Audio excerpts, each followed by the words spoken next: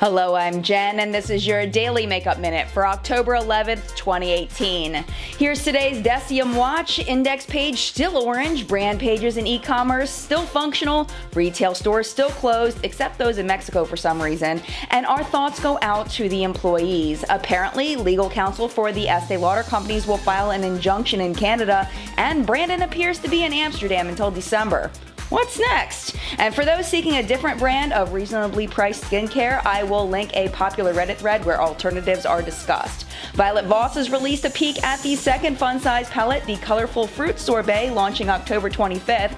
Makeup Revolution's collab with Belle Jorden is now online and in stores at Boots in the UK and will launch on Revolution's site on October 24th.